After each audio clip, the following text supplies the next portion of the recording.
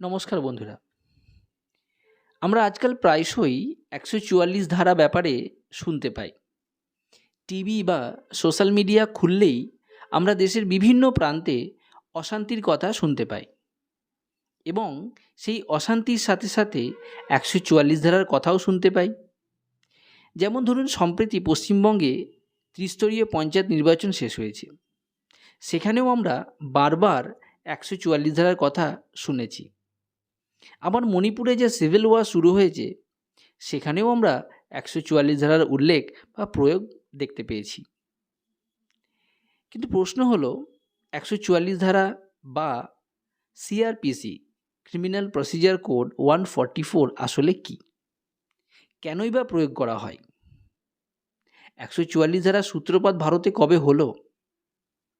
কোনো একজন ব্যক্তির এগেনস্টে কি এই ধারা প্রয়োগ করা যায়? আর কতদিন পর্যন্ত ১৪৪ ধারা বলবৎ থাকে? তাহলে আজকের এই সেশনে আমরা জানব কখন, কোন অবস্থায় এই ধারা প্রয়োগ বা ইম্পোজ করা যায়। এছাড়াও কতদিন ১৪৪ ধারা বলবৎ থাকে, এবং এটাও জানব যে ১৪৪ ধারা এবং কারফিউ দুটো কি এক? আসুন বন্ধুরা, জেনে নিই তাহলে এর সম্পূর্ণ তথ্য। ভিডিওটি শুরু করার আগে সবার কাছে আমার একটা অনুরোধ থাকবে, আমার যদি ভিডিও আপনাদের ভালো লাগে তাহলে অবশ্যই লাইক দেবেন এবং পাশে থাকা বেল আইকনটিকে অন করে দেবেন। আর কমেন্টে অবশ্যই জানাবেন আপনাদের কেমন লাগলো। তাহলে জেনে নিই ১৪৪ কী বা ১৪৪ ধারা কী।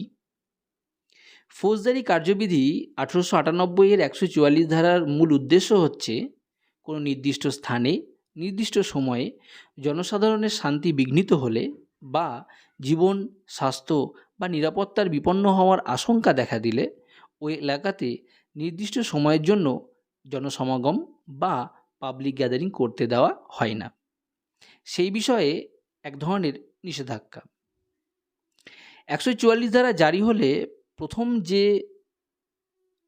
যেটি হয়, সাধারণ মানুষ লাঠি, ধারালো অস্ত্র বা আগ্নেয়াস্ত্র নিয়ে জনবহুল স্থানে যেতে পারবেন না।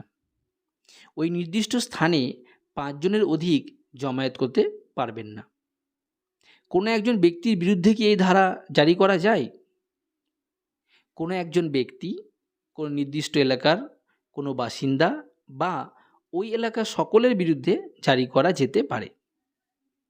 ১৪৪ ধারা লঙ্ঘন করলে কি শাস্তি হতে পারে?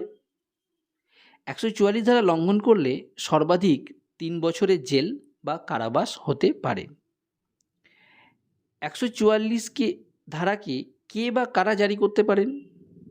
সরকার বা ডিস্ট্রিক্ট ম্যাজিস্ট্রেট, SDM অর্থাৎ সাব ডিভিশনাল ম্যাজিস্ট্রেট বা এক্সিকিউটিভ ম্যাজিস্ট্রেটের ক্ষমতা সম্পন্ন আধিকারিক ১৪৪ ধারা জারি করতে পারেন।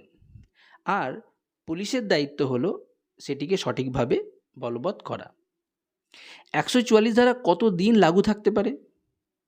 ১৪৪ ধারা সর্বাধিক ২ মাস বা ৬০ দিনের জন্য লাগু করা যেতে পারে। যেমন করোনার সময় লকডাউন ঘোষণা করা হয়েছিল এবং দেশের প্রায় অধিকাংশ জায়গায় কিন্তু ১৪৪ ধারা জারি করা হয়েছিল। এবার ১৪৪ ধারা একটু ইতিহাসটা নিয়ে জেনে নিই।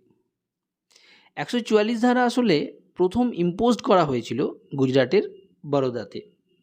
তৎকালীন ব্রিটিশ সরকার স্বাধীনতা আন্দোলন প্রতিহত করতেই অধিকাংশ ক্ষেত্রে ব্যবহার করত এই ধারাটিকে, এবং স্বাধীনতা আন্দোলনের সময় একাধিকবার ১৪৪ ধারাকে অপব্যবহার করে আন্দোলনকারীদের গ্রেপ্তার করা হয়েছে।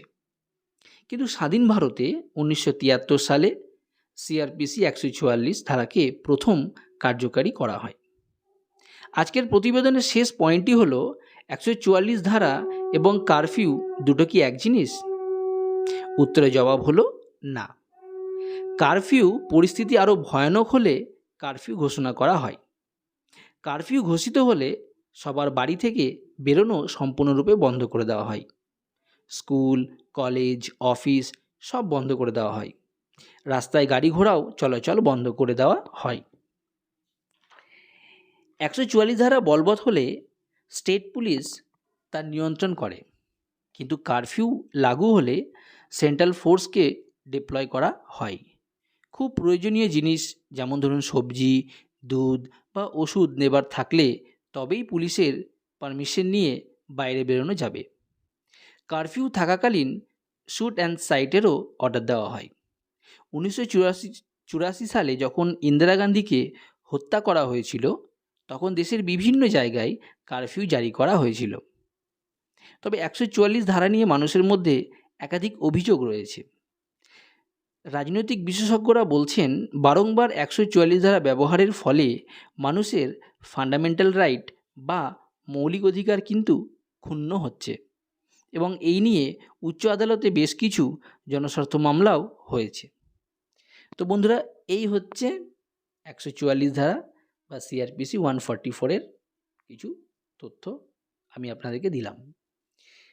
আমার ইনফরমেশান আপনাদের কেমন লাগলো অবশ্যই কমেন্ট করে জানাবেন এবং আমার সাথে থাকবেন। ভালো থাকুন, সুস্থ থাকুন। ধন্যবাদ।